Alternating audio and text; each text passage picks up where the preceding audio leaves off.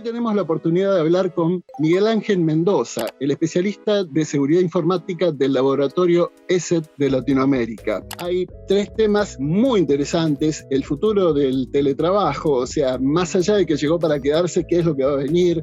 También hablan de tecnologías de prevención, el próximo paso evolutivo. Pero una de las cosas que más preocupación presenta es justamente el tema del ransomware, donde ustedes tienen un apartado muy importante en este estudio, que es ransomware con una vuelta de tuerca. ¿Qué nos podés comentar?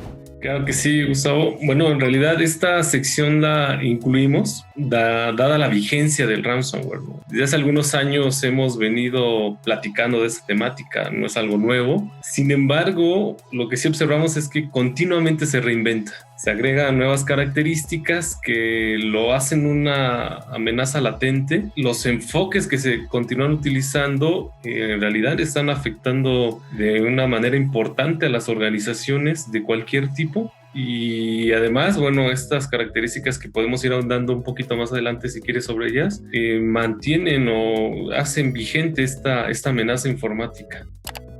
Bueno, en primer lugar, lo que empezamos a ver desde el 2019, finales del 2019, se agregaba, por ejemplo, la temática del doxing, es decir, que además de secuestrar la información en las organizaciones, tanto públicas como privadas, comenzaron a comprometer previamente esa información y previamente también la infraestructura tecnológica, es decir, ya no solamente bastaba con cifrar los archivos, sino comprometer las redes, los servidores, exfiltrar esa información. Y ya una de las últimas fases era justamente la ejecución del ransomware. Entonces comenzó a haber una doble extorsión, ¿no? Por un lado, exigir el pago por el rescate de la información de los archivos, y por otro lado, si no se hacía este pago, extorsionar indicando que se podría hacer pública esta información que se había exfiltrado previamente. Entonces, esto obviamente es una medida de mayor presión sobre las víctimas que obviamente ya se habían visto dañadas porque no podían acceder a sus datos, y además con todas las implicaciones que podría contraer el hecho de que información sensible pueda ser publicada. ¿Cómo ves que esto puede llegar a evolucionar en el 2021? Justamente lo que empezó a pasar entonces era que dejamos de ver esos ataques esos ataques masivos de años previos, del 2013 al 2017, y empezamos a observar ataques dirigidos, ¿no? Muchos más focalizados, afectando a prácticamente todos los sectores. Empezamos también a identificar nuevas características, por ejemplo, además del doxing, se agregaron otras modalidades como el print bombing. ¿Qué es esto? Que bueno, dado que ya se había comprometido la infraestructura y las víctimas, bueno, prácticamente estaban siendo asediadas todo el tiempo, incluso se les enviaban impresiones para exigir los pagos, ¿no? Como una muestra de presión también, y para mostrarles que estaban dentro de la red corporativa. Se agregaron otras modalidades también para ejercer más presión, por ejemplo el caso de ataques DOS, ataques de denegación de servicio. Aquellas empresas que se negaban a pagar también se veían afectadas con ataques de denegación de servicio, o bien otras características como las llamadas en frío. ¿Qué es esto?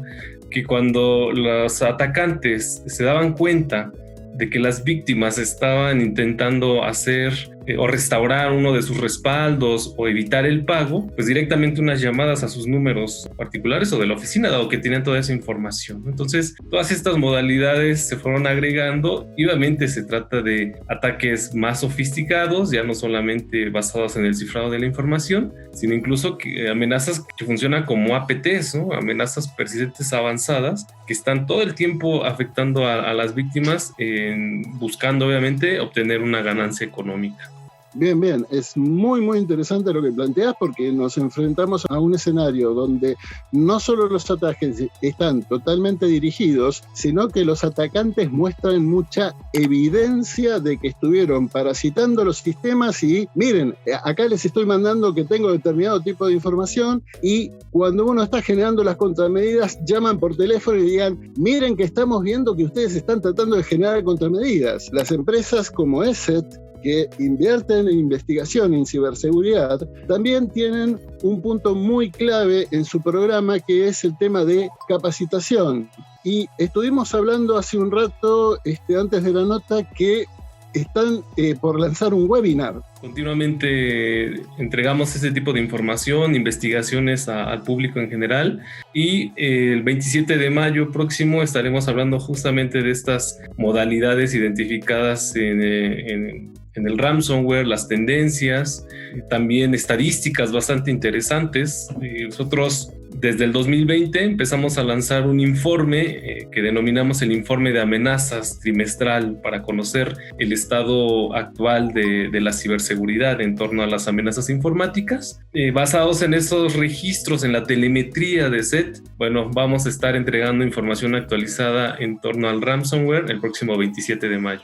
Bien, hemos estado con Miguel Ángel Mendoza, el especialista en seguridad informática del laboratorio de ESET de América Latina, quien no solo nos habló de qué han investigado sobre el ransomware, sino nos anunció un webinar sobre el tema muy interesante en el cual nosotros vamos a estar presentes. Y para cerrar, qué mejor que cerrar con la frase del informe de ESET que está a continuación de este video.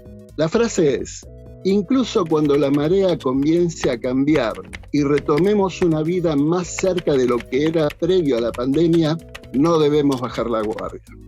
Esto fue Hablando de Seguridad, y síganos en las redes sociales.